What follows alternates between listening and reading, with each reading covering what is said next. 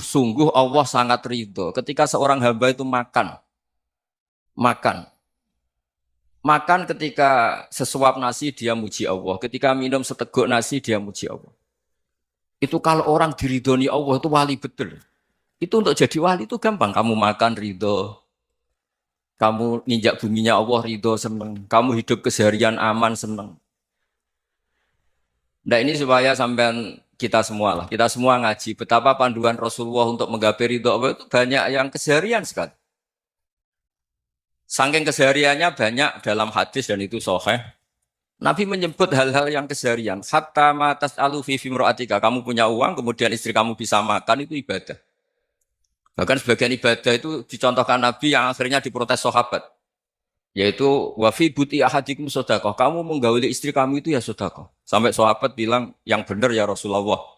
Ayati ahaduna syahwatahu wa huwa lahu ajrun. Masa urusan biologis, urusan syahwat, kemudian dia dapat pahala.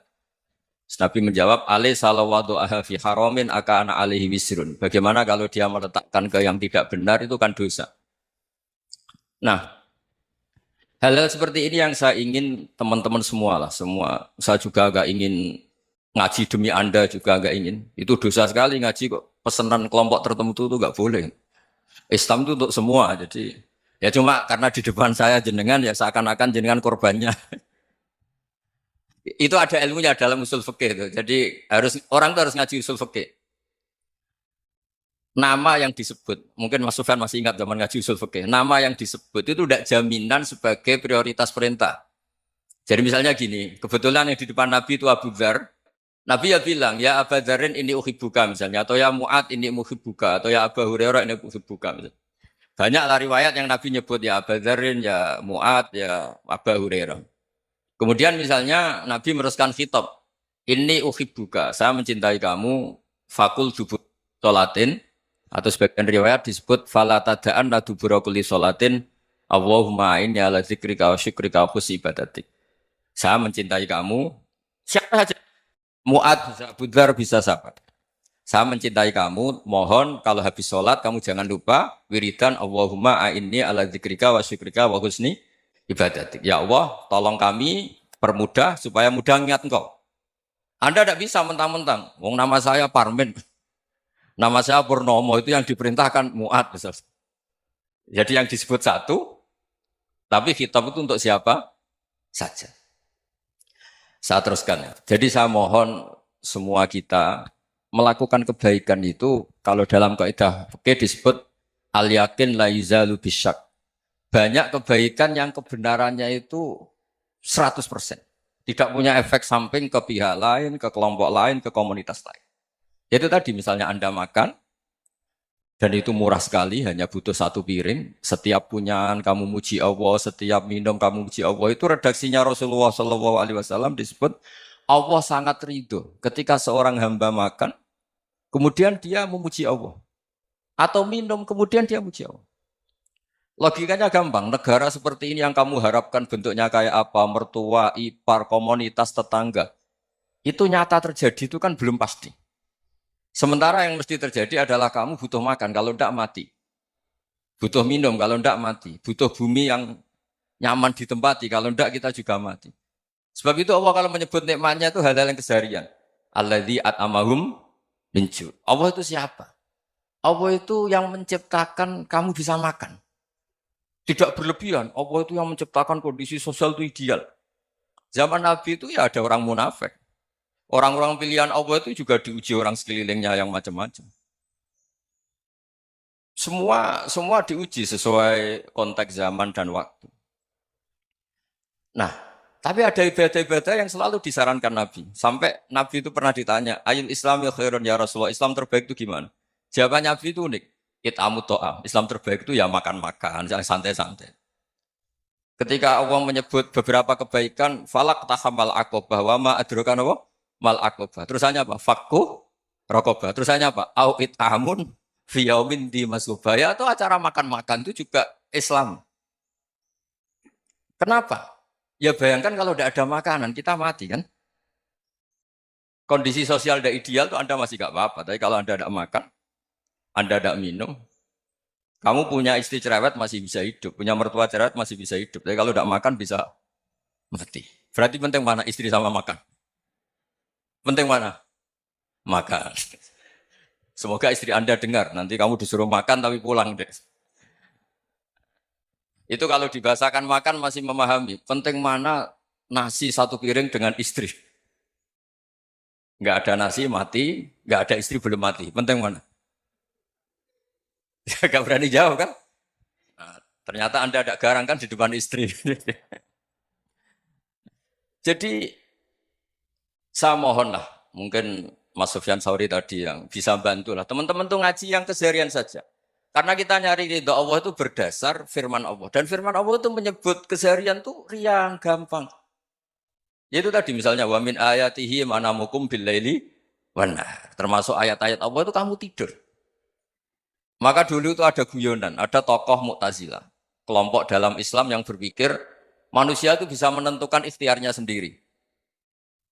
Karena saya bisa duduk, duduk, ingin berdiri, berdiri. Karena kelompok ini nggak terima kalau semua kehendak Allah, nanti bagaimana kalau semua kehendak Allah kok ada hisab ya, ada sanksi. Lucunya itu, dia akhirnya, ini cerita ya, mencintai seorang perempuan, cantik sekali. Dan itu dia menjadi ahli sunnah itu oleh hal-hal yang sepele. Karena istrinya cantik, ya namanya suami istri itu hubungan intim. Terus ditanya, Mas, masih ingin lagi? Masih. Silahkan diulang lagi. Wah ya tidak bisa. Katanya manusia bisa menentukan yang diinginkan. Itu tobat itu. Itu nggak bisa ditobatkan Mas Sufyan Ats-Tsauri. Orang cantik yang mudah nobatkan orang itu orang cantik. Segampang itu. Akhirnya kita tahu, makanya kalau dalam kitab Hikam itu disebut al-akil mayakul madza yaf'alu wa hubi wal ghafil mayakul madza af'al. Orang yang punya akal karena sadar ini wilayah Allah, semua milik Tuhan.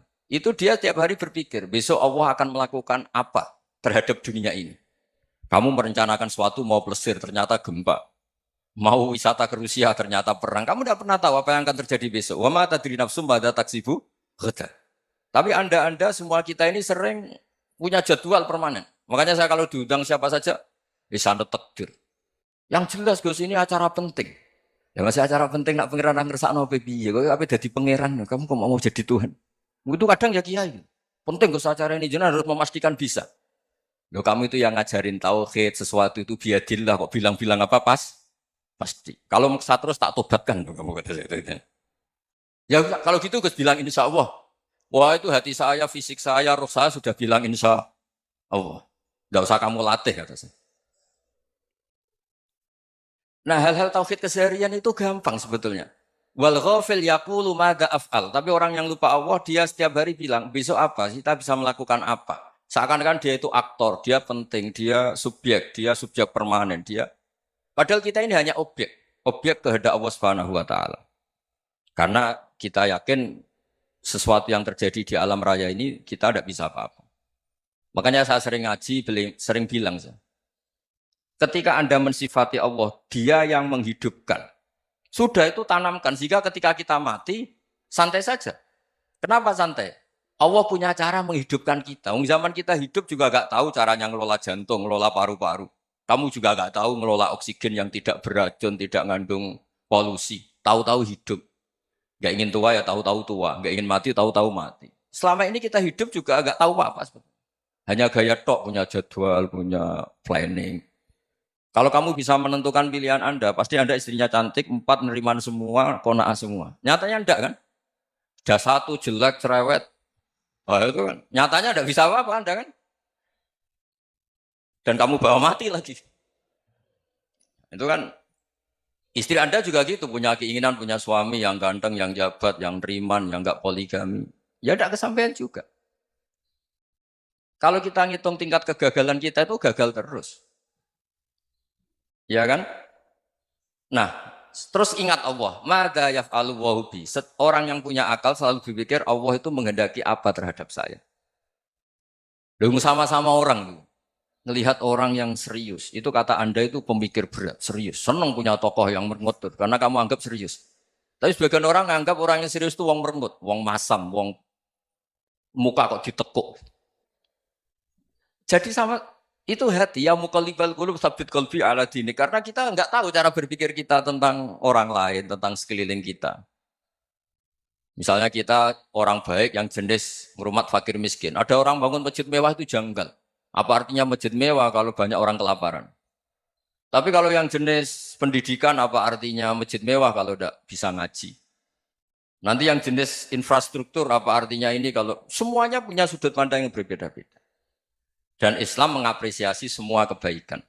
Tapi katakan semua kebaikan itu adalah kehendak Allah Subhanahu wa taala. Karena apapun baik Anda itu pakai fasilitas yang diberikan oleh Allah Subhanahu wa taala. Sehingga ini yang disebut kulillah sumadarhum fi khawdihim yal'ab. Ya kembali tadi ke tema-tema bahwa keseharian Anda ini sudah Islami. Saat Anda tidak bisa melakukan apa saja. Saya sering ada jenazah, biasanya kalau tetangga meninggal saya sering disuruh ngelepas. Saya bilang orang ini baik. Karena sering ngelamun di rumah, sering nganggur di rumah. Ditanya sama anaknya, kenapa Gus nganggur baik? Ya kalau dia nganggur artinya juga nggak berbuat sesuatu yang maksiat kan? Ya kan? Orang nganggur di rumahnya ya tidak bunuh orang, tidak maling, tidak korupsi. Ya namanya nganggur di rumah. Lah cuma istri cara pandang nganggur gak menghasilkan uang itu. Tapi juga gak menghasilkan kriminal kan?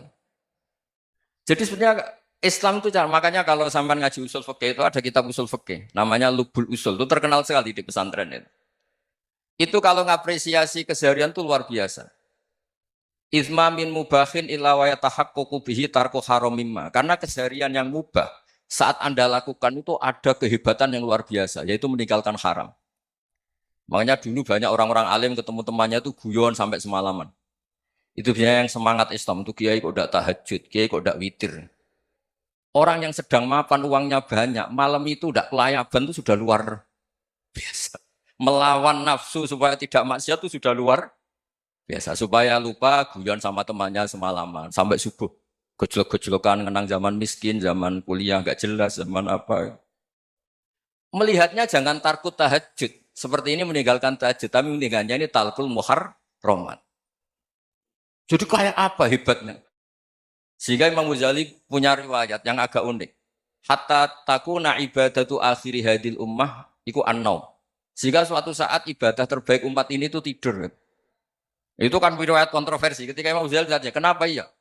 Kenapa kamu mulai keluar dari rumah itu sudah banyak maksiat? Melihat perempuan yang enggak mahram, melihat fenomena. Tapi kalau kamu tidur itu enggak melihat apa-apa. Tapi juga kamu jangan nganggap tidur itu ibadah betul. Saatnya melakukan fardu ain malah masih tidur. Tapi itu sudut pandang yang menjadikan kita Islam itu gampang. Jadi saat Anda tidak bisa aktivitas apa-apa, misalnya ada beberapa orang yang lumpuh. Lumpuh itu memang nggak bisa Jumatan, nggak bisa ibadah, tapi dia juga nggak bisa maksiat. Tidur itu memang Anda saat itu tidak bisa tahajud, tidak bisa witir, tapi saat itu ada zina, ada maling, tidak gosipkan orang, tidak bully orang, tidak menanamkan kebencian, tidak hasut. Sehingga tidur menurut Allah Ta'ala ya wa min ayatihi manamukum billaili apa? Wanahar. Karena di tidur itu selain ada unsur istirahat, jaga kestamina, juga ada unsur meninggalkan beberapa keburukan. Nah saya mohon ibadah yang keseharian ini kita jaga. Supaya kita semua baca ayat itu fasih. Fasih itu tertanam di hati. Allah itu siapa? Alladzi at'amahum min ju'i wa amanahum min khauf. Dan Allah kalau cerita di Quran itu anna subabnal ma'a subba thumma syaqaqnal ardhan wa syaqqa fa ambatna fiha habba wa inaba wa qadba wa zaituna wa nakhla wa hadaika hulba. Kamu tahu saya ini siapa kata Allah? Saya ini adalah Tuhan yang menurunkan air. Kemudian ada tanaman banyak. Habba wa inaba wa qadba, ada zaitun, ada tin, kalau orang Jawa mungkin ada tela, ada padi, ada mangga, ada pisang. Sudah. Wa inaba wa zaituna wa nakhla wa hadaika hulba. Ada perkebunan yang lebat. Tujuannya apa? Mata Allahum, silahkan kamu pakai, kamu nikmati. Tapi karena kadang kita ini punya ide-ide besar. Tadi untuk syukur saja nunggu punya istri riman, rumah baik, tetangga baik, komunitas baik, semuanya baik baru syukur. Lama-lama nanti ada di surga, syukurnya nunggu surga paling kelas A. Itu sudah ada yang menghuni Rasulullah, kamu nggak boleh di situ. Masa untuk syukur saja? Repotnya Masya Allah. Jadi mohonlah Quran yang kalau Anda hafalkan juz sama itu kan ada ayat-ayat yang kayak tadi. Ya, fal yang dzuril insanu ila ta'ami. Coba lihat. Apa yang kamu makan ya? Dari mana? Dan untuk mempertahankan hidup kamu keseharian. Jadi jangan kira ibadah itu harus membentuk komunitas yang versi Anda. Ibadah itu harus yang hal yang mulu-mulu. Kesehariannya Anda alami. Loh ini saya tidak bikin-bikin. Saya ngaji bukan karena berdasar pesanan. Itu ayat yang saya baca kan betul ada ayatnya kan. Fal yang dzuril insanu ila tu'ami. Anna soba benal ma'a soba. Thumma syaqaqnal ardo syaqqa. Fa'ambasna fiha habba wa inabau wa qadba. Wa zaituna wa nakhla wa hadaika ghulba. Terusannya apa? Mata'al lakum. Silakan kamu nikmati. Mata itu silakan kamu nikmati. Ya kayak sampean dikasih hidangan ya makan. Ya sudah makan. Habis makan ya minum. Habis itu ngantuk ya tidur. Ya sudah normal-normal saja. Kayak apa indahnya Islam. Tapi Anda mencari Islam yang gimana lagi? Nah itu yang diajarkan guru-guru kita, diajarkan sanad kita sampai Wali Songo, sampai Rasulullah SAW. Bahwa pada akhirnya ada jihad, ada perang. Itu dulu memang perang, bukan membunuh. Beda.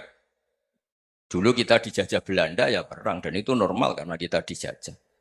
Jadi ketika orang lain ingin baik sama kita, wa in ahadum minal musyrikin astajaroka ya fajirhu hatta yasma'a kalam Allah. Kalau mereka ingin baik ya kita baik.